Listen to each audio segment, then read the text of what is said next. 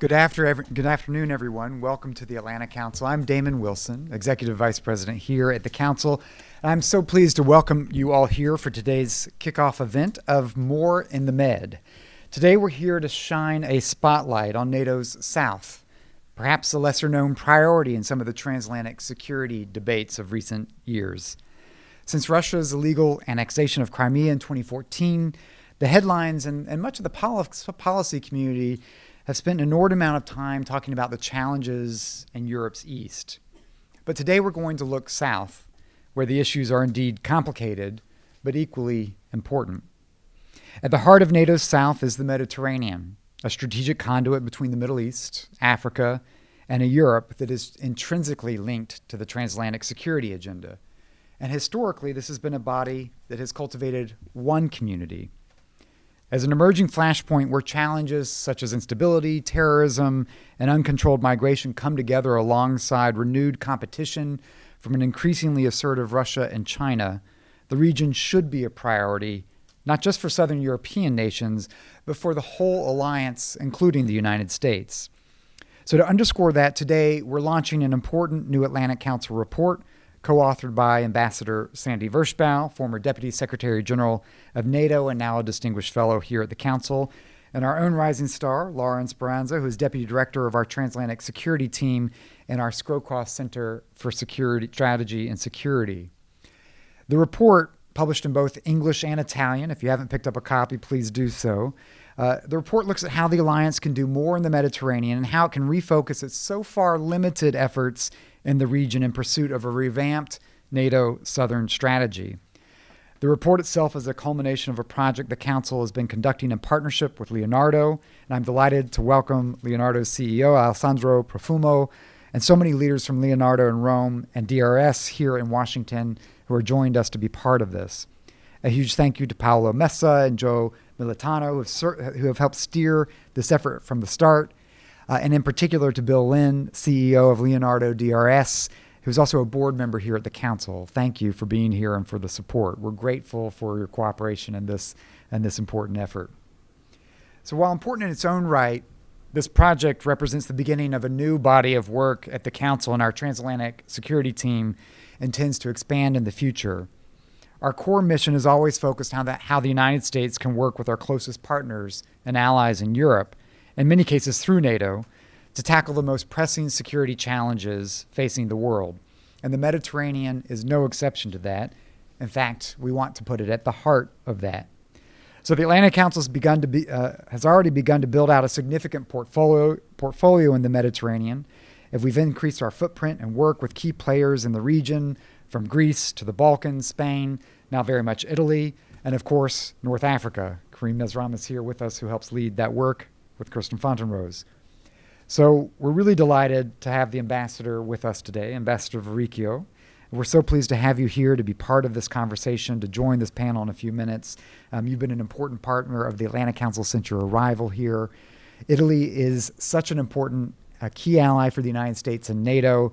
And it's great that we're launching this report, More in the Med, at a month where we're really focused on Italy and the United States with the President Mattarellas' recent visit here to Washington last week, Secretary of State Pompeo's recent visit to Italy, NATO Secretary General Stoltenberg's meeting with Prime Minister Conte recently, and the launch of the focus on Italian language week here in the United States as well. So speaking of our panel, we've got a terrific lineup of speakers that are going to help unpack the report, its key recommendations, and explore some of these issues in a bit of a broader context. We're honored to have with us our former chairman, executive chairman emeritus, General Jim Jones, who will help frame today's conversation with keynote remarks. Thank you for your support of the Council. We'll give you a proper introduction in a minute, but this is an area and a set of issues about which General Jones has been passionate and articulate throughout his career. It'll be followed by a moderated panel discussion with our co-authors, Ambassador Vershbow and Lauren, as well as Ambassador Verricchio and Kirsten Fontenrose, who leads the Scowcroft Middle East Security Initiative here at the Council. Thank you all for joining for this. So before I turn it over to Mr. Profumo for his opening remarks, just a few housekeeping notes. If you didn't pick up a copy of the report, please do so. We just put it up live on our website just a little while ago, so it's available to be shared electronically. I also want to invite all of you in the room, but also those that are watching online, to join the conversation on Twitter and Instagram following the Atlantic Council hashtag and using the hashtag #MoreInTheMed. And just a reminder, of course, that all today's proceedings are on the record. So with that, I'd like to introduce and get our program underway. Introduce the Chief Executive Officer of Leonardo, Alessandro Profumo, who since assuming his role in 2017 has helped steer the company in its efforts to be a close partner and provider of capabilities of the alliance. In addition to his current role at Leonardo, he serves on boards for organizations such as the Italian Committee of Market Operators and Investors, the Italian Institute of Technology. And prior to taking the helm of Leonardo, Mr. Profumo worked at length in the banking sector, leading UniCredit and growing the company from 15,000 to over 160,000 employees. Thank you again for your partnership, for joining us here in Washington. Let me invite you to the podium, please.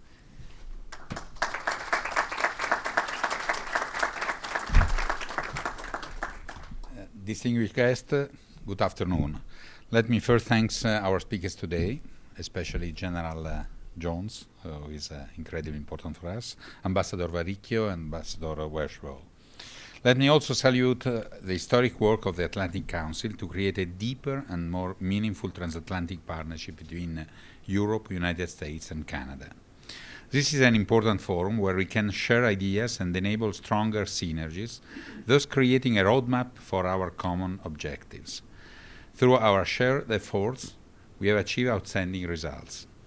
Leonardo prides itself on the leading-edge technology in the design and builds. At this very important moment, our extraordinary people with highly qualified competencies are producing some of the world's finest helicopters for the United States military, providing the ground force with state-of-the-art electronic systems that save lives and putting advanced power and propulsion technology on American submarines and aircraft carriers.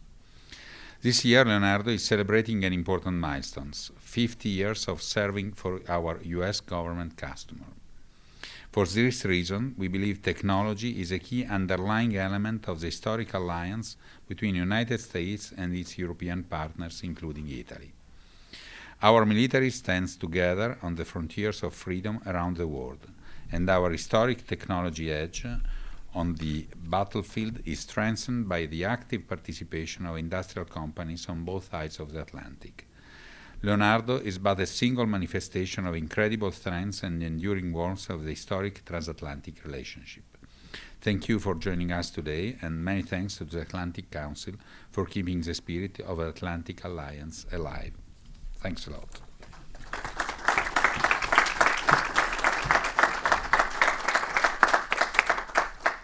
Thank you very much. It is now my pleasure to introduce General James L. Jones, Executive Chairman Emeritus of the Atlantic Council and founder and president of the Jones Group International, to give today's keynote address. Everybody in this room and most of those watching online know General Jones. He's had an extraordinarily impressive career serving the transatlantic community, including, of course, as former NATO Supreme Allied Commander, Europe, and a commander of U.S. European Command, during which he led the alliance into overall command of the International Security Assistance Force in Afghanistan. He was also, of course, National Security Advisor to President Obama, where he brought vision and leadership to an expanded view of security and how the United States should shape that in its efforts around the world. He served as President George W. Bush's Special Envoy for Middle East Regional Security, President and CEO of the U.S. Chamber of Commerce's Institute for 21st Century Energy, among many other important roles.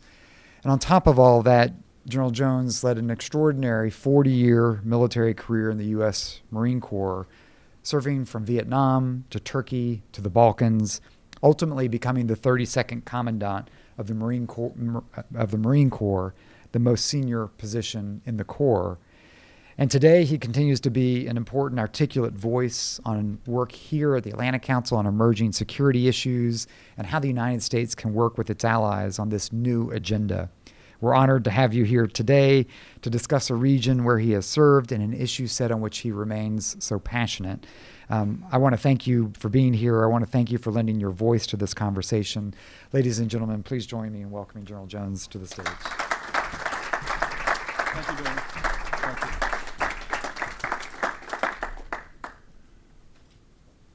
Damon, thank you very much for that very generous introduction. It's a pleasure to be here to reaffirm the fact that the Atlantic Council has once again not lost its sight on the importance of the transatlantic link. Its history goes back to the post-World War II days, and now even though it has a more global focus, I can assure you that events such as these reminds us that this is our core competency, and we're honored to be here to highlight a very important part of the alliance. So I'm glad to see the Atlantic Council focusing on the role of NATO in the South. It has served as a leader in shaping thinking on challenges to the alliance on the eastern flank for many, many years. And this kind of strategic thinking on challenges to the South is really long overdue. What's happening in Turkey and Syria right now is emblematic of many of the challenges we've seen brewing and coalescing in NATO South, a confluence of instability and power vacuums, questions about America's commitment to the region, and the resulting great power competition for influence. Over the last decade, we've seen failing states, poor governance, economic stagnation, poverty, and violent conflict stretching through the Middle East and North Africa, which has, among other things, given rise to terrorist groups and activities in the region and inside Europe, fueled the smuggling of weapons, goods, and people into Europe, and uprooted thousands of migrants and refugees who have fled across the Mediterranean, seeking better lives and opportunities in Europe and beyond. During my time as the Supreme Allied Commander in Europe, and until recent years, the discussion in NATO around the southern flank focused mostly on the alliance's ability to project stability in the region through defense cooperation agreements.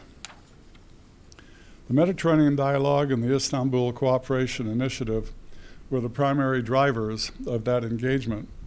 And while these efforts remain fundamental pillars of NATO's southern strategy, it's no longer enough for the alliance to focus on dialogue and security cooperation.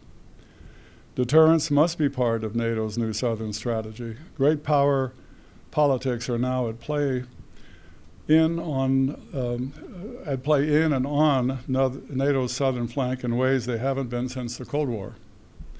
A key argument underscored in the report we're here to discuss today, and congratulations to the people who authored this report. Look no further than Syria or Libya to see how vacuums are allowing great powers or regional powers to compete for influence on NATO's southern flank. It's a well-known paradigm of U.S. involvement anywhere in the world that virtual presence is actual absence, and the presence of U.S. forces and U.S. Commitment to regions is something that we should take extremely seriously. A resurgent Russia has made political and military moves to expand its sphere of influence and project power on the global stage through its military buildup and exercises in the Black Sea and the Eastern Mediterranean, interference in the conflict in Syria, and now the conflict between Turkey and the Kurds, sending mercenaries to Libya and supporting the forces of General Haftar, enhancing its defense, energy, and political relationships in the Gulf and Egypt, etc., ongoing interference and hybrid actions against nations not only in the South but all across Europe. Turkey, which remains an essential member of NATO, is hedging its bets and has oriented its posture somewhat towards Russia in the aftermath of disagreements with the U.S. and with its European allies over northern Syria and the PYD-YPG issue, the migration and refugees, Iran sanctions compliance, democratic values, the S-400 question, and so on. Iran is another constant concern in the region, which has drawn a lot of U.S. attention and elsewhere. In addition to its saber rattling against the United States, it's using its presence in Syria to threaten the region and expand its infrastructure, presence, and sphere of influence in the South. In what is a different dynamic from the Cold War, the China factor has also been on the rise in the South. Militarily, with its base in Djibouti and drills off of Africa and in the Mediterranean, occasionally alongside Russia. And politically and economically, through the Belt and Road Initiative, China is investing in and operating critical infrastructure on both sides of the Mediterranean, such as telecommunications networks and port facilities, including in key NATO allies in the south, such as Greece and Italy. Perhaps most importantly for NATO, China seeks to dominate the 5G networks of Europe through aggressive subsidies. If Huawei builds the 5G networks of Europe, the interoperability between the United States and its European NATO allies in a network-centric era of warfare will be constrained due to the obvious security flaws contained in Huawei 5G equipment. So despite the prevalence of major state competition on Europe's southern flank, the allies remain divided on the threat perception and what to do about it. As the South becomes more congested and contested, it seems to me that NATO needs to adapt and think about its southern strategy somewhat differently. And the report goes a long way in starting that conversation. As the paper rightly points out, over the last 5 years, even with its 360-degree approach, much of NATO's efforts have been focused, with great reason, on the East. In fact, it's popular to say that the defense of Europe really starts at the Black Sea and in the Baltic regions, but we ignore the southern flank at great peril. And the alliance has come a long way from the wake-up call of the Crimea in 2014 in restoring fundamental defense and deterrence capabilities. In the South, however, the direction has so far been much less clear. And I believe this report can provide the allies with some useful ideas that can inform a more comprehensive NATO strategy for the South.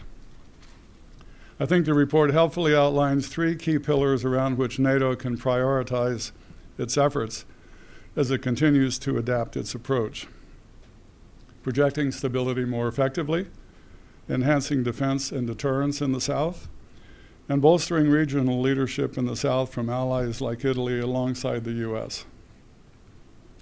I commend the paper's suggestion that Italy step into a regional leadership role, help show the way for other Southern allies, and catalyze a broader European effort for the South. This would make a meaningful contribution to burden sharing in an increasingly important region. This report represents an important effort and hopefully a broader shift in the conversation around NATO South. And I'm so glad to see government representation here from both the United States, Ambassador Phil Rieker from Italy, a key ally in the region with the Ambassador Vericchio, and a distinguished NATO hand like Ambassador Vershbow to take this conversation forward. I know today's conversation will be fruitful, and I look forward to discussing these issues further with you all. It's now my pleasure to introduce Lauren Esperanza, who will host the rest of the program. Thank you, Lauren.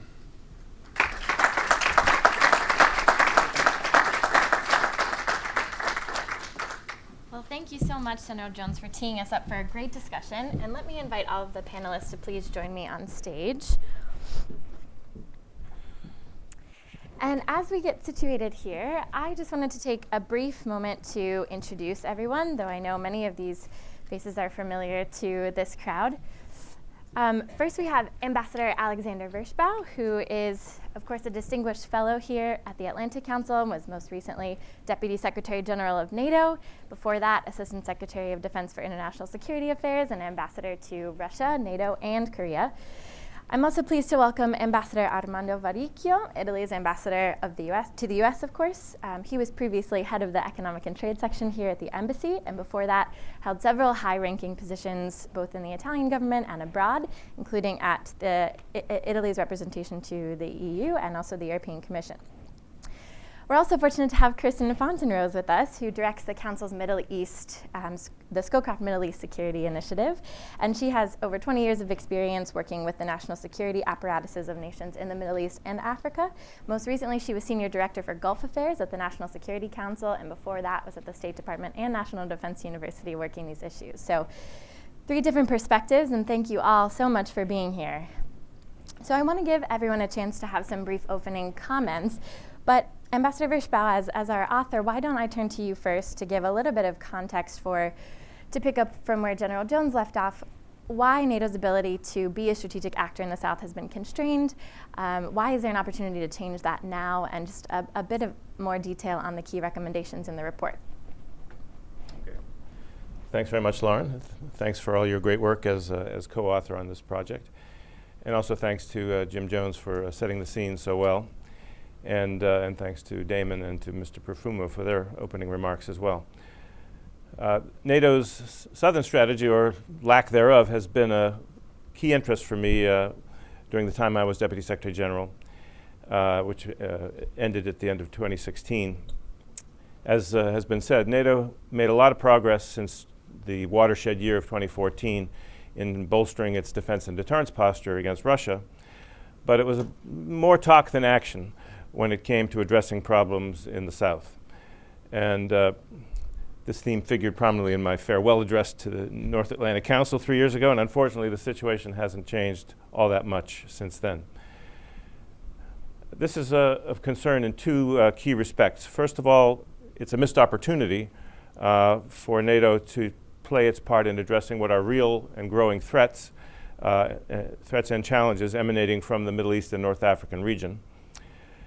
And you all know the list: terrorism, weak governance, illegal migration, human trafficking, etc.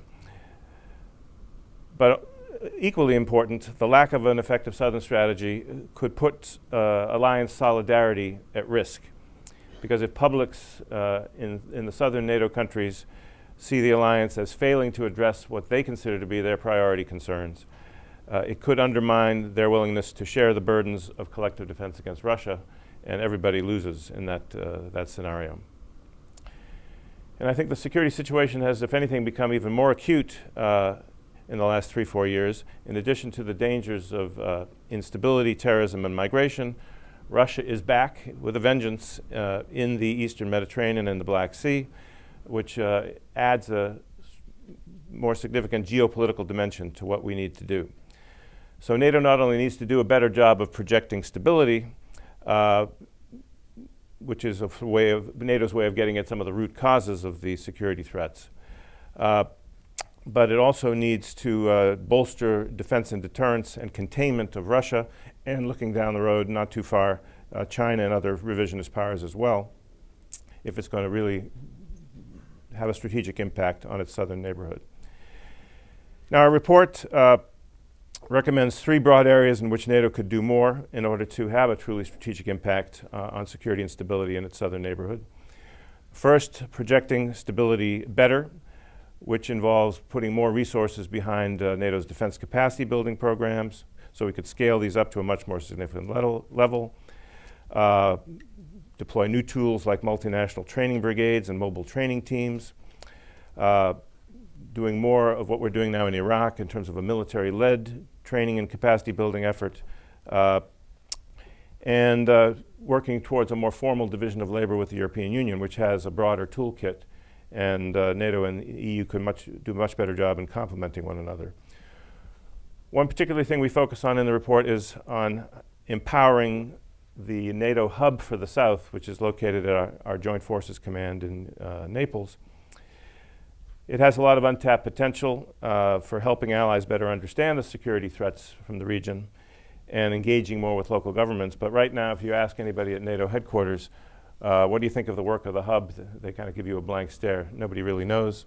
There's clearly a need for more connectivity between the hub and NATO headquarters where the policy decisions are taken.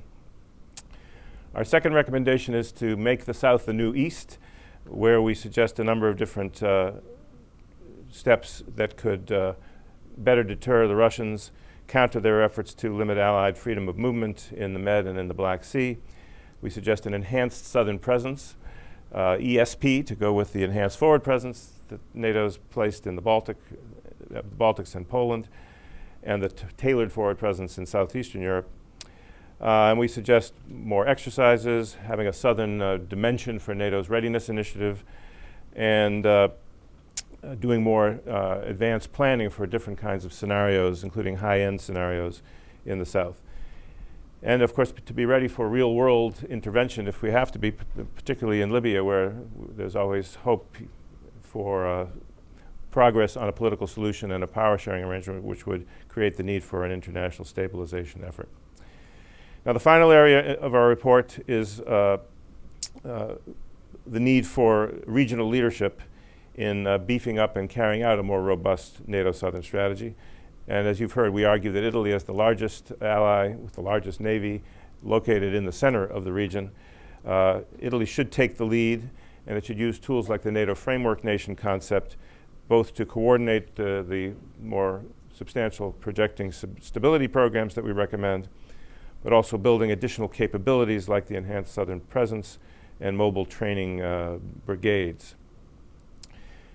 We suggest a number of steps that Italy could take. We're very presumptuous in telling you what to do, Ambassador, such as developing a national security strategy and establishing a formal national security council to better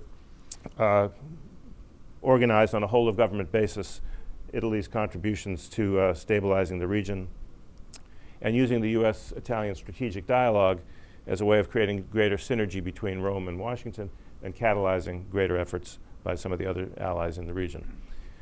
So in short, we have a pretty long and detailed menu of things that could put more resources and more muscle behind NATO's Southern strategy while offering new opportunities for Italy and other Southern allies. There's no exclusive rights to this, to step up and lead the effort. And this could be, I think, the path towards a more balanced partnership across the Atlantic when it comes to the Southern strategy, which I think is essential. Let's get beyond the 2% debate and let's focus on actually sharing the burdens in a more concrete way, which will provide, I think, long-term answers to the legitimate issues that President Trump has raised about burden sharing. Thank you so much, Ambassador Rishbal. That was a very comprehensive overview of some of the elements of the report. I want to pick up on that last piece about regional leadership and turn to you, Ambassador Verricchio, to speak a little bit to this focus on Italy as a strategic anchor for NATO in the region. Could you talk a little bit about how Italy sees its own role in the South, what Italy brings to the table in all of this, and kind of how Italy is seeing some of the major challenges in the region? Thank you, Lauren, for your introduction. Congratulations to you, Ambassador Verricchio, for co-authoring this very thoughtful paper, which, by the way, has been just translated into Italian for those who want also to refresh their knowledge of the Italian language. And thank you for General Jones for his very thoughtful remarks. I think this is very timely because they say that 70 is the new 50s. So I think the moment, the year when we celebrate the 70th anniversary of NATO, it is important to set new targets and to cope with the new challenges. I will start from what has been a consistent Italian view of the role of NATO, which has always been to look at the alliance, particularly in an holistic way. For sure, to use the traditional NATO jargon, we have the two flanks, the eastern and the southern flank. I think that the more NATO and alliance is faced with these new current threats and challenges, the more there is an awareness of the importance to devote resources and political attention on the South. The reason is that these challenges are different from the one that we had been accustomed to face. They are much more asymmetrical. They cover such a wide range of issues, the more traditional security challenges to migration, environmental terrorism, instability in the neighboring countries. All of these are of great interest to Italy. Because Italy is there, because we are surrounded by this area. This has always been our blessing and, in a way, at the same time, our curse, to be set in the center of the Mediterranean.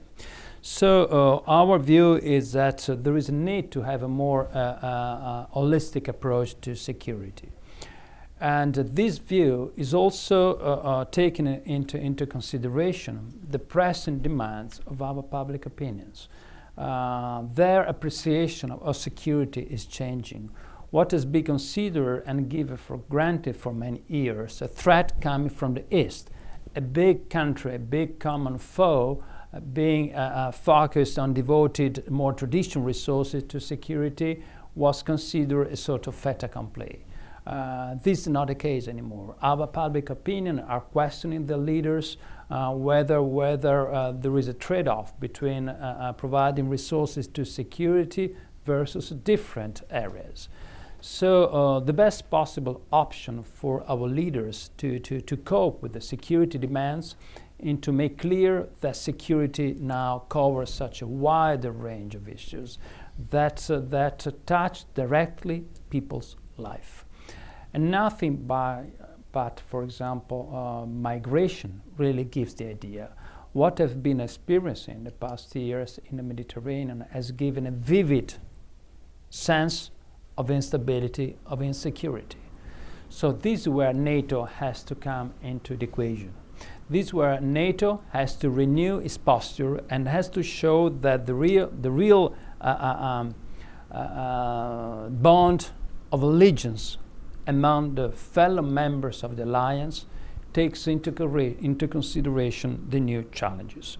So this is why the South is so important these days, because you have to be provided with much more refined tools to face these challenges. And I think that the recommendations of the report are very timely. I start with the policies. As I was saying, there's a need to have the alliance be equipped with new human resources and ability to understand the new challenges. Second, manning the new structures. Certainly, the southern hub in Naples has been an important decision. We have been instrumental in having this become a reality. Now we have to make sure that Naples hub has the appropriate resources. Then we hope that an Italian idea and a proposal, which is to create two new divisional HQ, one for land and the other one for maritime sources, be formally adopted in the days ahead. We do think that this would give a real concrete sign of NATO interest in the South. And then the two operational proposals, recommendations put forward by the report. Before coming to Washington, I served as foreign policy advisor to the government, a position which in a way is the one of national security advisor.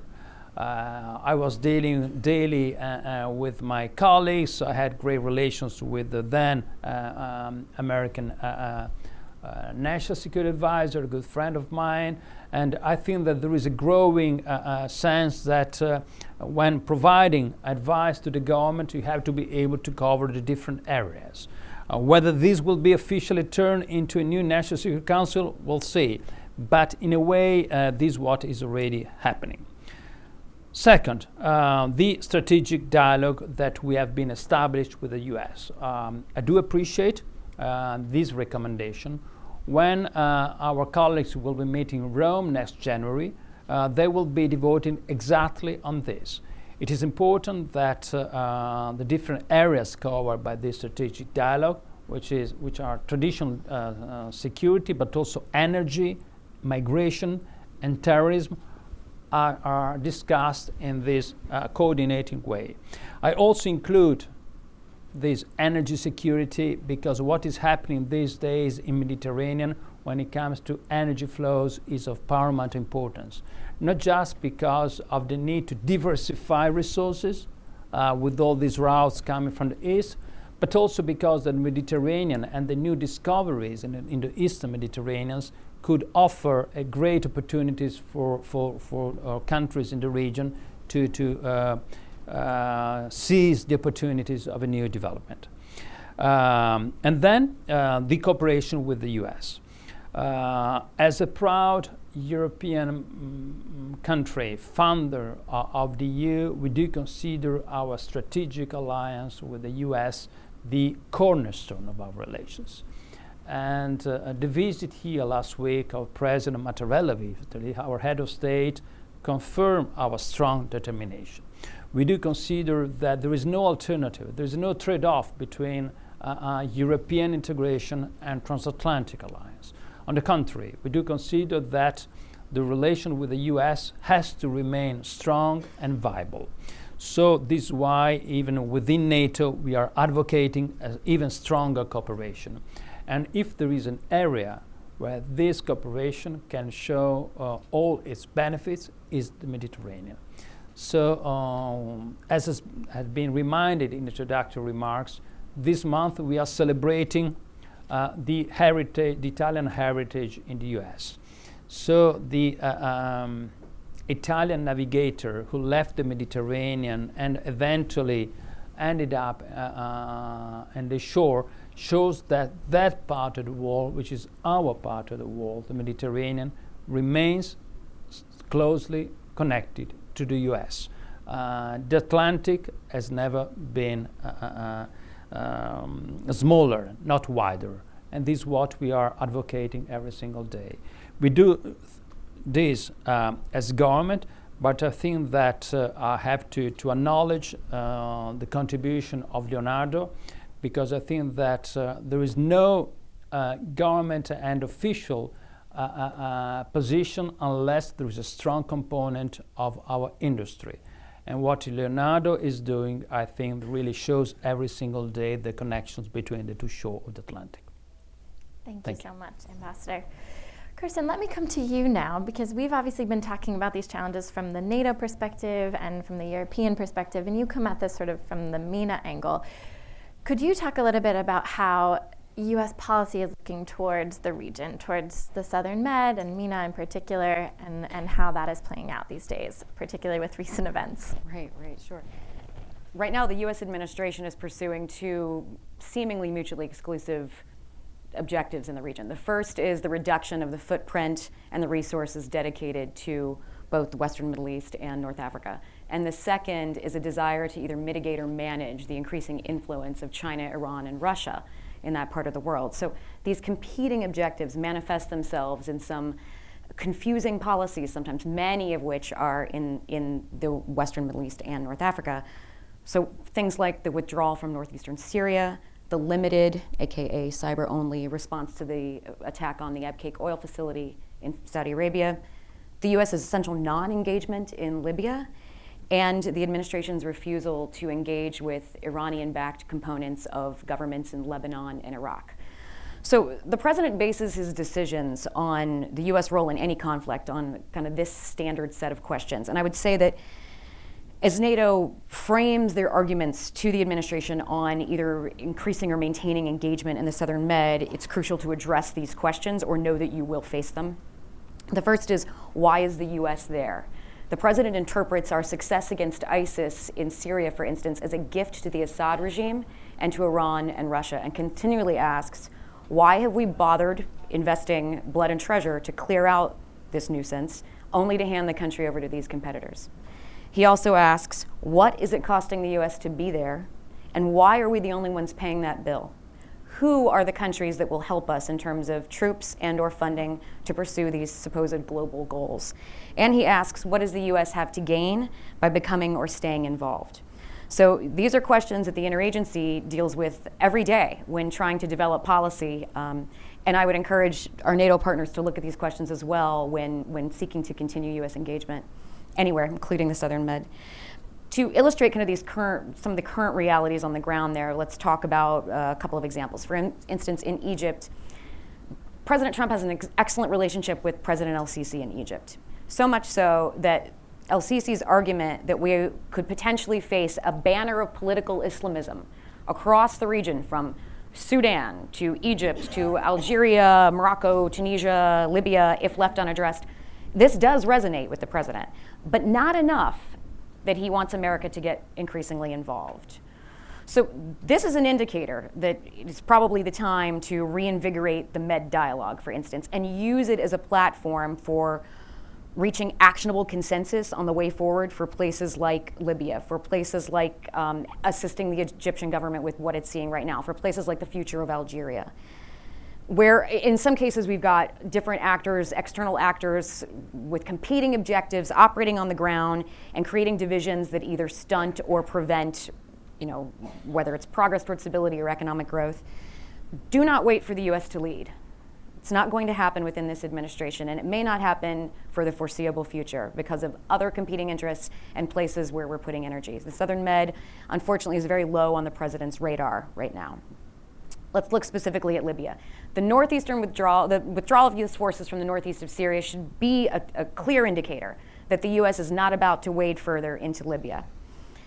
It should be read as a sign that the U.S. is not interested in putting troops on the ground, in putting too much thought into an overarching strategy, or in taking the lead. The U.S. has two primary objectives in Libya. It has a strategy with a lot of lines of effort, but there are two primary objectives. One is consolidate the CT gains, and the second is maintain or increase the flow of oil. These will be pursued predominantly out of public view. In the public eye, what will be pursued is a drive toward economic development. So that's why you're seeing, for instance, last week, meetings hosted by the White House with the head of the National Oil Company of Libya and the head of their central bank. This may be putting the cart before the horse. I mean, most of us would ask, how are you going to pursue economic growth in a security vacuum? Or who on the ground in Libya will you partner with to pursue this growth when there is no winner at this point? But I'll close with this. Maybe the value of this kind of limited, risk-averse engagement is that it forces conversations about both of those questions among both U.S. policymakers and the international community, and it does create space for NATO to take the lead. Thank you so much, Kirsten. That's really, really interesting. I think that brings me back to this idea of if NATO is taking the lead, what it does best is this sort of defense and deterrence agenda that it is more comfortable with, typically in the East, but we're seeing the need for that, as you described, in the South. So, Ambassador Vershbow, I was wondering if you could dig just a little bit deeper on this proposal in the paper for something like an enhanced Southern presence. How is that different from what we already see with NATO's EFP in the Baltic states and Poland, the tailored forward presence you mentioned in Romania and Bulgaria, and what specific elements do you think should be included in something like that? Thanks. I think, first of all, I would say Kirsten's comments remind us that there's so much in flux in terms of the U.S. commitment and engagement right now that we may be having this discussion in a kind of a bubble.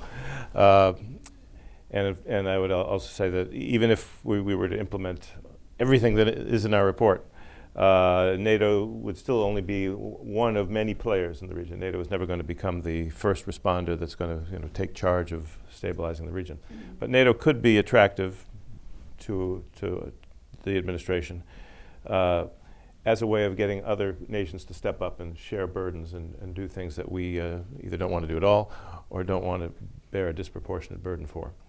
And I think this idea of an enhanced Southern presence is one example of where the regional states could provide the bulk of the forces, perhaps on a rotational basis, since NATO has a general deficit of warships right now, but hopefully that'll be remedied over time. But the idea of the enhanced Southern presence is it is a little different from the enhanced forward presence or the TFP in the Southeast. It's maritime focused. It would be a significant naval task force with the mission not so much of preparing for combat with Russia, but protecting freedom of navigation, countering Russian A2AD capabilities, trying to discourage the increasingly provocative Russian behavior that we've been seeing in the Black Sea, the Sea of Azov in particular, but also in the Eastern Med. And I think that, generally speaking, presenting a much stronger deterrent presence to the Russians is essential, or they will fill the vacuum and react to weakness by as we've seen just today again in a different part of the world.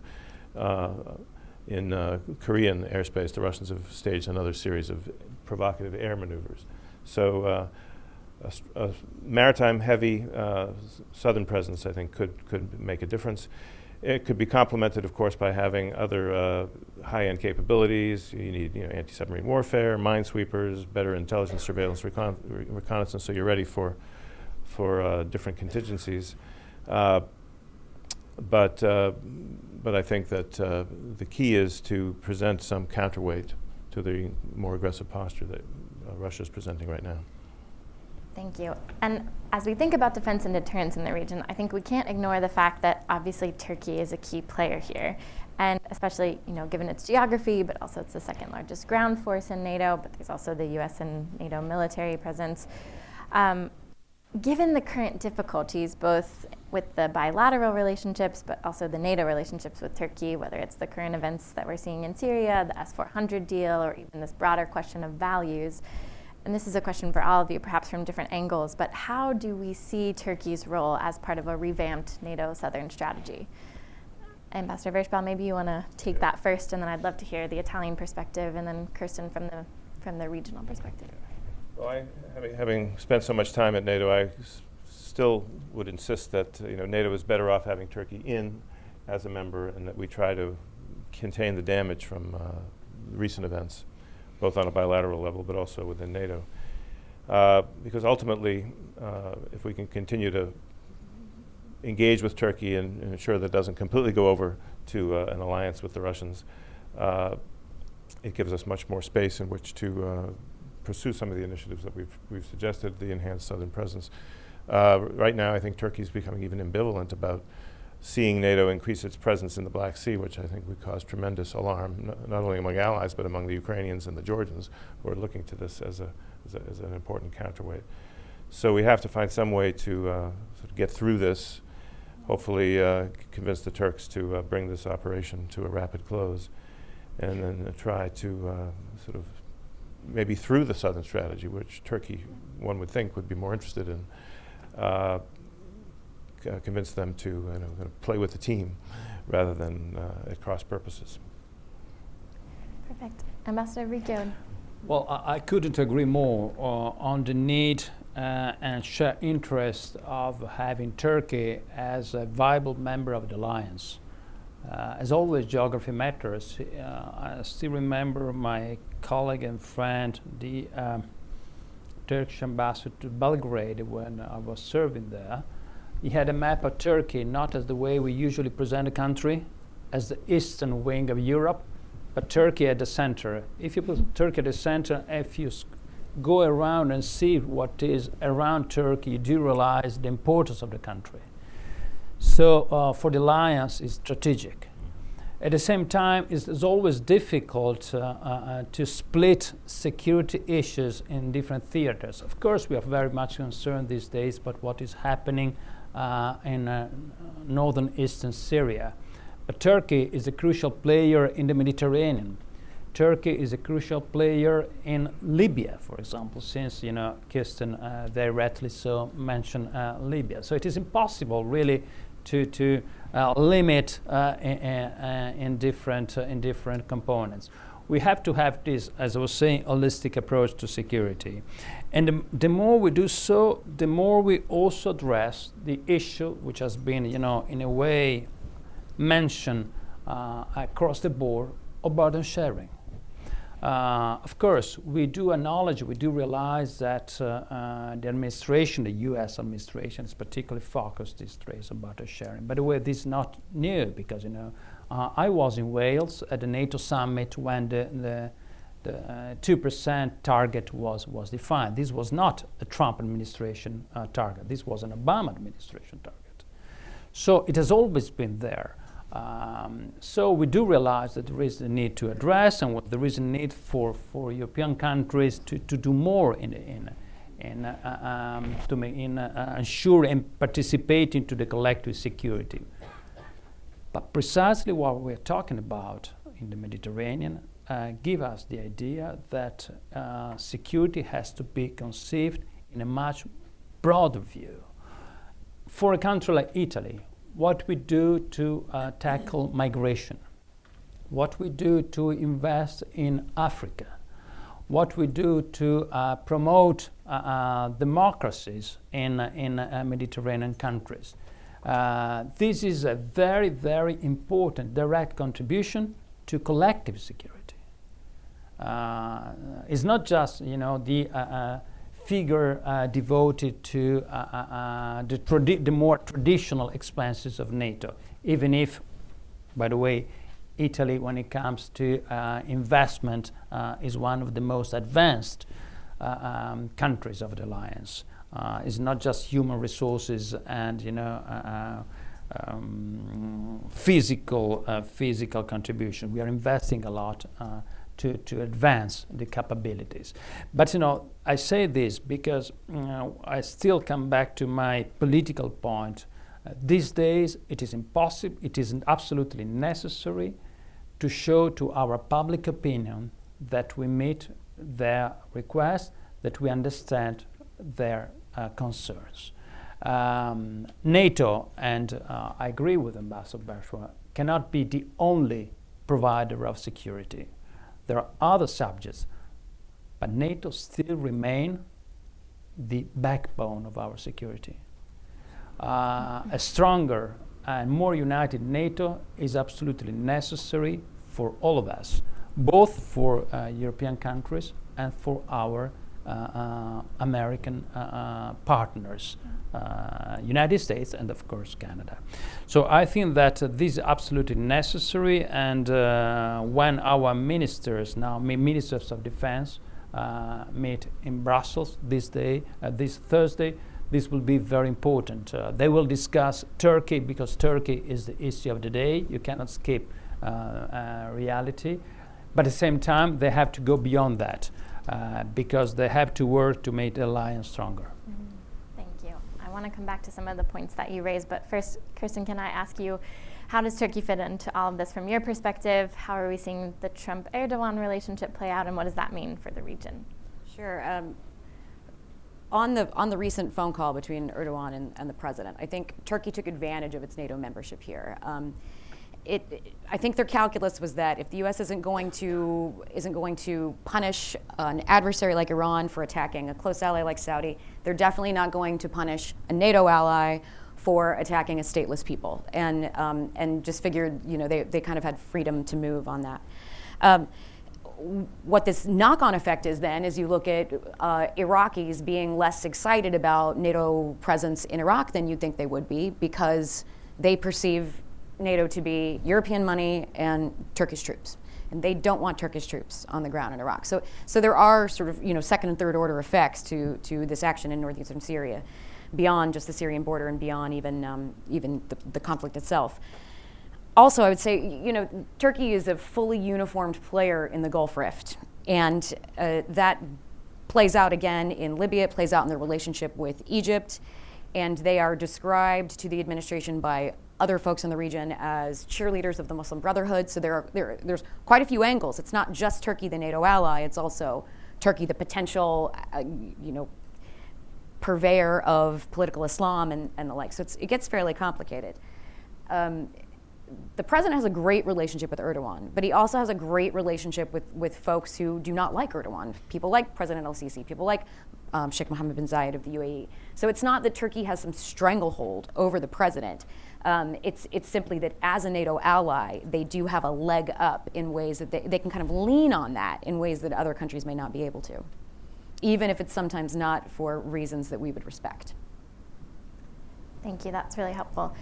I wouldn't be doing my due diligence if we did not pick up on the China point in the region. So I want to ask this other piece of the great power dynamic. How should we be thinking about China's increasing activity and investment in critical infrastructure, as General Jones mentioned, ports, telecoms, other things in the Mediterranean and the broader MENA region, through tools like BRI, particularly as we see allies like Greece and Italy signing on to that? What are some of the implications of that? And I know this is a topic that came up when President Mattarella was in town, so maybe you can share some insights on that, Ambassador Frigo, from the Italian perspective, but I'm sure Ambassador Vershbow, you have some comments as well. I think this is one of the new developments of our time, the outreach of China. China being present globally as first and foremost as an economic and trading player, but as always, economy and trade call for a more strategic presence. China has been investing in a number of Central and Eastern European countries, has been present in Northern Africa, has a base in Djibouti. So there is this activity. We have to see what kind of strategic impact this might have. As always, Chinese are very good in applying and enforcing the old Roman approach of divide and rule. So they tend to operate unilaterally, but then once they're there, of course, you can look at the map and you can appreciate the depth of their presence. So it is important that not just individual countries, but collectively, in this case, in the framework of NATO, we ask ourselves what is the best possible response to this strategic advance. I would suggest not to use anymore the Silk Road view, because if the poor Marco Polo had envisaged his tour to be used for covering half of the globe, I don't see Marco Polo traveling from China to Iceland and down to Antarctica. So the Silk Road might sound romantic, but does not necessarily, reflect the reality. This is a strategic outreach that, of course, in a way, is natural. The more you grow as the second now economy of the world, the more you want to have, a presence where opportunities are. But we do know that China is different. They operate according to a different set of rules, so it is important that collectively we call for a response. This came up, as you were suggesting, during last week's talks of President Mattarella. Of course, we are not shy to this. We do realize that it is important to trade, have relations, everybody does with China, but we do not underestimate the effect of this. So we are very much interested in discussing with our partners and allies, like in the case of the US, the best possible way to face this new reality, which is there to stay. Thank you. Ambassador Rishba? Yeah, I agree with that. I think NATO is right now wrestling with this issue of what should be our response to an increasingly aggressive in some ways China that is challenging us in the world of technology, acquiring a lot of control over ports and other infrastructure that could actually have direct effects on NATO's capacity to reinforce in a crisis. At the same time, a lot of what China is doing may not be for NATO to respond to, but I think NATO is still the place where we can assess the risks, come up with a comprehensive understanding, which I think many countries are still struggling with, and then decide where NATO should adopt a coherent policy. I think there's issues like 5G, which is already, I think, on the agenda, and these issues relating to transportation infrastructure, where NATO could be directly vulnerable to increasing Chinese encroachments. Chinese expansion of influence in Central Asia, Middle East, North Africa, that may be something where the US and the European Union need to figure out what is our answer. You can't fight something with nothing. And the BRI is an impressive achievement, and we could find ourselves losing influence in our own backyard if we don't come up with a unified transatlantic response there. So I think NATO can be the place to consult on these issues, do risk assessments, address specific issues where NATO is directly affected, but also sort of spin off some issues to be addressed in other formats. But I think a transatlantic approach and bringing in other democratic countries as well who have as direct interests like Japan and Korea and Australia is the challenge, and hopefully we can find a way to do that, Brexit and all. That issue of sort of what is NATO's role and responsibility versus what is the European Union's role leads nicely into the sort of projecting stability agenda that we talked about. And Ambassador Rishba, you gave a prelude to this in terms of the paper argues for a more functional division of labor for some of the issues in the South. Can you talk a little bit about what that actually means in practice. And then Ambassador Riccio, I'd love to hear from the Italian perspective as someone who's been dealing with, as a nation that's been dealing with the migration issue in particular and some of the other stabilization issues. And Kirsten, I'd love to bring you in on Libya and some of the other challenges even further south. What is NATO's role versus the EU role? And we've seen a great deal of cooperation. It's been, constrained, but improving. So are there real prospects to deepen that in the future? Ambassador Riccio, do you want to pick that up first? Yeah, I think NATO and the EU have had trouble over the year even talking with each other, but I think they've overcome that. There's been these 2 joint declarations in 2016 and 2018. But now they have to kind of put some meat on the bones, and I think the whole area of capacity building, not just defense capacity building, but helping states that are struggling to establish functioning institutions, economic, judicial institutions. I think NATO and the EU could develop a much more coherent common strategy for dealing with some of the neighboring countries across the Mediterranean in particular, and in the process marshal their limited resources more effectively. I think that this whole issue of crisis response and post-conflict stabilization is an area where NATO and the EU should discuss whether the EU should be stepping up and doing more of that, particularly if the president is not interested in intervening in places like Libya. Well, maybe that should be something where NATO delegates to either to the EU or to a coalition of European countries who are ready to do it, led by Italy perhaps. And that would be a good example of burden sharing if it was a European-led mission without at least without U.S. boots on the ground. Maybe the U.S. would provide a lot of the enablers, the ISR, the refueling, which we'd be willing to do, I'm sure, in that scenario. So those are a couple of examples of how we could achieve more synergy and division of labor. That's really helpful. Ambassador Riccio, could you pick up on that just to speak to the Italian perspective? I mean, one of the things that we hear is that Italy has obviously been left to deal with a lot of the implications of the challenges emanating from the MENA region in particular, and with migration at the top of the agenda, but other issues as well. And Italy has been doing a lot bilaterally as well as through NATO. So could you speak to what you would like to see more of from either the EU or NATO? Well, since you mentioned migration, I do remember in my previous responsibility in Rome when I was dealing day and night with the issue of migration. In those days it was particularly harsh.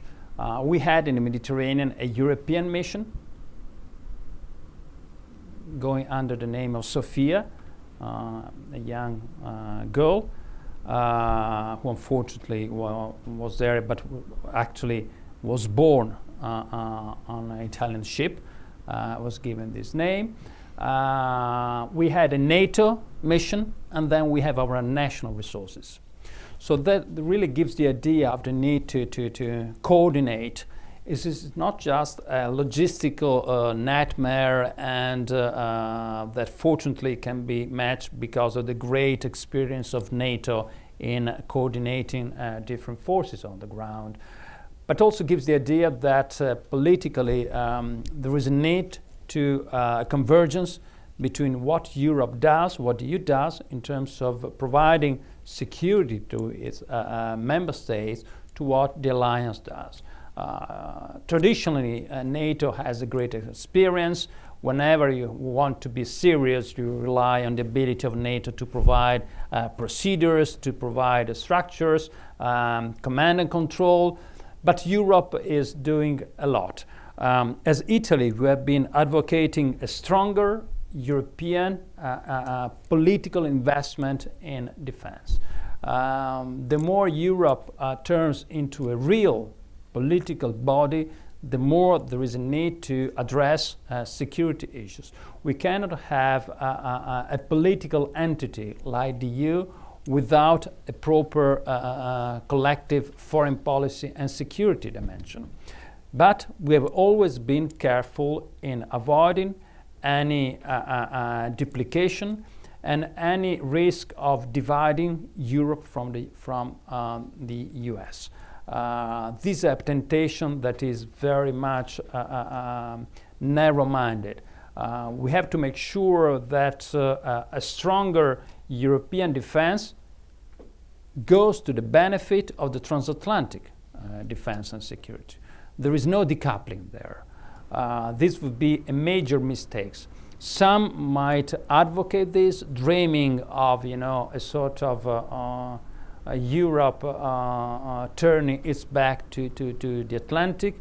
We do see this as a major mistake, because this does not go in the direction of making Europe more secure, making Europe more able to cope with the challenges that we all face. Again, we have to invest more, we have to do more, we have to avoid sparing resources, but we have to make sure that there is a consistency. That's why I think that the new Commission, particularly under the helm of the new President Ursula von der Leyen, when she will finally take office, because there has been some delay, but this is Europe, so politics can be sometimes hectic. But when finally she takes office, also as a former Minister of Defense of Germany, very much focused on the transatlantic operation, she will work to make sure that EU and NATO go hand in hand. Thank you. Kristen, I think, so I would be interested to hear your perspective on how NATO and EU efforts are perceived sort of on the opposite side of the Mediterranean. And I think what part of Ambassador Vershbau's intervention on the role of the hub for the South is this issue of perception and outreach to the region across the Mediterranean, into the Middle East and North Africa, to talk about what NATO's role is and what it can do. And I know that's not exactly what you focus on, but just a quick word about how you think NATO and the EU are perceived in the region versus maybe some other external actors that we're seeing increasingly playing a role in exerting influence in the region. I think in comparison to Russia, Iran, or China, NATO and the EU are bit players in the perception of the region. There's a little bit of NATO jealousy, which is why you see discussions about forming a bloc in the Middle East, which US policy supports, that kind of thing, minus in Article 5, and the economic bloc is also something they've tried to get to, haven't gotten to. So there's recognition and respect for both structures, but not a lot of recognition of their role in the region itself. Compared to the more pressing neighbors, the folks who sell larger amounts of arms with no strings attached, it's hard to compete. I do think that a place like Libya is an excellent place for NATO and the EU to sort of cross-pollinate and display that value to the region, because you've got both issues, questions about not only security and future security, but also political governance with a kind of a social and economic dimension. So if NATO got involved in helping Libya answer questions about future format for security forces, the role that they would play in a future Libya, in the future of the region, and the EU got involved in formatting both governance and regulating oil flows and distribution of revenues. You've got roles for both of them there. I think also the big question they could be asking that would be very helpful for a place like Libya is, when countries go to look at which side to back, or what with or Libya, what do we want for this in the way forward, coalescing, unifying kind of the way forward, instead of allowing all these competing interests from around the region, from the Gulf, from regional neighbors, from other NATO allies to clash on the ground. Coalescing and unifying that would be extremely helpful, and then requiring of the players on the ground, in whether it's Libya or whether we talk about Algeria, is not just a plan for how to win the day from these folks, but a plan for administering the day after in any of these scenarios. Yes, and that was certainly a question that we saw during NATO's first intervention in Libya, so certainly something to keep in mind. I would just say one thing on Sure. NATO's image. I agree that NATO is seen as a relatively small player, except large operations like Resolute Support in Afghanistan. But generally, most of the partners wish NATO were more engaged. There's sometimes a sense that allies run down NATO more than the partners who actually say, we want more NATO. We would like to triple the size of our training partnership, but NATO doesn't have the resources to do that. So sometimes it's an excuse by those allies who would rather that the EU did it or individual nations did it. They say that NATO has a bad image, but in fact, when you talk to the countries involved, they want more NATO. And I think that is important in terms of the hub's responsibilities. They've been doing some really innovative work in terms of how they talk to different communities in the region, playing off of, even something as simple as a webinar, starting a dialogue with organizations that are in the region. So I think that being able to have the right expertise at the hub to be able to continue that kind of outreach is helpful. I do want to open it up to the audience for your questions, but perhaps one last question, if I could be a little bit provocative, Ambassador Riccio, just to ask you, as we think about the way forward, and Ambassador Vershbow suggests in the report this idea of Italy as a lead framework nation for the South to help drive this agenda forward. You talked a little bit in your opening about Italy's own ambition and kind of desire to take a leadership role in a bigger leadership role in the region, but do you see real prospects for raising defense spending and doing these kinds of things that would be required of Italy to do that? And how do you think that other allies might react in the region to Italy taking a stronger leadership role? I'm thinking, for example, France, who tends to have their own set of priorities for the region, or others like Turkey, who see themselves in a very particular role too. No, I take the suggestion, but I'm not advocating a leadership role. Frankly speaking, this has never been Italy's attitude. We don't want to play the expenses of other players. On the contrary, we're always advocating a concerted action. We want to draw attention. We are always discussing with our fellow members of the EU, particularly with the Mediterranean countries, to have a greater political engagement in the South. It is a matter of drawing attention, raising the attention of other players, and showing that what is happening in this part of Europe is of a great interest for everybody. So I don't know whether the expression framework nation that we use in Afghanistan, for example, where Italy is a framework nation in Herat, in the Western province, might apply to the Mediterranean, but it is a catchphrase that I take it, and we'll see how can we proceed from there. That's helpful, thank you. I would say it's not an all or nothing thing. To play a leadership role doesn't mean you kind of marginalize Spain and other countries that are vying for and a then role Naples as is definitely much more attractive than Herat.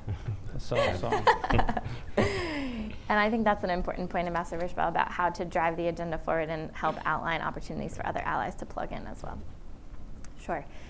Creative competition would be good. Creative competition. Perfect. Well, let me open it up to you all. I see Harlan up here first. There will be a microphone that's circulating throughout the audience. So, Noah, could I ask you to come up here and please just say very briefly your name and your affiliation and. Can you hear me? There you go. Thank you very much. I wondered if you had a chance to talk to SACEUR and Joint Forces Command Naples in terms of their views of the southern Mediterranean. I haven't heard much coming out of SACEUR headquarters, and I think that Jamie Fogo is more concerned with the northern flank right now. So what do you think the two commanders who've got responsibilities are saying, and how sensitive might they be to some of your ideas? Ambassador Vershbow, Yeah. do you want to pick that up? And then The two of us did pay a visit to Admiral Fogo, and he was quite enthusiastic about the southern agenda and the hub, which is under his wing. I think one thing that needs to happen is for the hub to be not just under his wing, but in more direct, continuing contact with NATO headquarters, and perhaps do less in an attempt to coordinate all the different programs NATO does, which is really not its responsibility, but to focus on its outreach and engagement and analysis and reporting back to headquarters, which could, I think, benefit greatly. But I think some of the ideas that we put in the report, we picked up from him, and I'm told that the former SACEUR has seen our report and thought it was good too. I have to check in with the current one. perfect. Could I come to? Oh, sorry. Did anyone else want to pick up on that? Okay. General Jones. Noah, there's a microphone behind you. Perfect. So it's been said in many circles that the first half of this century is going to be devoted largely to the rise of China, and that's certainly proven to be true. It's also been said that the second half is going to have to deal with the rise of Africa, and all that means. And I was wondering what the panel would think of an enhanced Mediterranean dialogue with more members than just the current ones. And I mean members on the southern rim as well as the northern rim of the Mediterranean, to really bring focus to that. And the second part of the question would be that there is no military solution in Africa. And China has stolen the march in terms of economic penetration, if you will. But it also is, we have to recognize that China is not particularly popular in Africa for the way they do things and how they've done things. And it seems to me that we can either recognize this focus of African reality, or you can sit back and wait for Africa to come to you again, because the majority of young Africans, I think the polls show that they have no confidence in the future. And so the question is, how do you give young people in Africa the confidence that there are better times that are coming? And you can only do that if you have security, economic development, and governance and rule of law. And with the rise of autocratic countries, and the decline of democratic countries, particularly in the continent, this is a real challenge. So one thought might be to pick a country and focus on that country and help them develop their security, help them to develop their economy, energy, the ambassador mentioned, and help them develop rule of law, so that you can see a transformation, and that might migrate to other countries, because you can't fix Africa all at once. That's just too big. So this is a serious strategic challenge that's coming at us for the second half of this century. Thank you. Thank you. I'm so glad you brought that up, because we didn't quite get there in the discussion about what the EU can perhaps be doing in the longer term if you look at the Sahel or further south. And I will say that's a message that we heard when we were in Italy and other places in the south talking about these issues. And we did get to a point in the report where we talk about, as the hub continues to increase what it's doing on the NATO side, perhaps an idea for a NATO-Africa cooperation initiative and some kind of way to continue that dialogue. But Ambassador Vershbow, do you want to pick that up first? I was going to mention that I think we just were hesitant to throw too many things in the pot and bite off more than NATO could chew. I think first I'd like to see the alliance put more resources behind the programs and the partnerships that it already has, which are on the Mediterranean littoral, as well as the Gulf states, although they can provide their own resources, but it's the North African partners in particular that would benefit. And if we can do that, then from that point on, move to expand the Mediterranean dialogue south of the Sahel. There is some sentiment in favor of doing that, but I think, again, don't want to bite off more than we can chew all at once. And it's another example of an issue where NATO has potential role in the security and defense sector, but there needs to be a broader international effort. I mean, some of this happens already through USAID and European counterparts, but I agree, a more strategic approach. So we got a handle on this before the second half of the century arrives. Perfect. Any other comments on that? Yes, on Africa, General Jones, I couldn't agree more. That's why I mentioned what also Italy bilateral is doing to pay attention to Africa. It is impossible to look at the Mediterranean without taking on board the greater issue of Africa. It's not just because of migration flows, the millions of people, but because we have to do more to invest to create opportunities. At the same time, we have to acknowledge the fact that it will be impossible for all of us collectively to match the enormous financial resources that China invested in Africa. We cannot match those funds. Neither the EU nor the US have the possibility, the means, the political determination to do so. So we have to do something different. We have to associate financial investments to political presence in Africa, knowing that there is no African problem that does not have an effect into the area that we consider so crucial for our own security.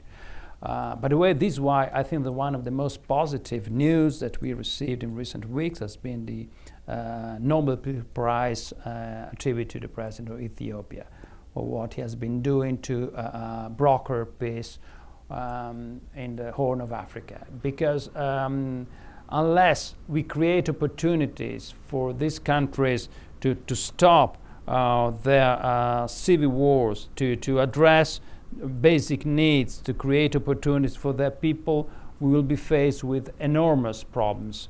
Africa is the new frontier of Europe. This is a fact. This is something that we have to be aware of, and this is where we can also show the difference with China.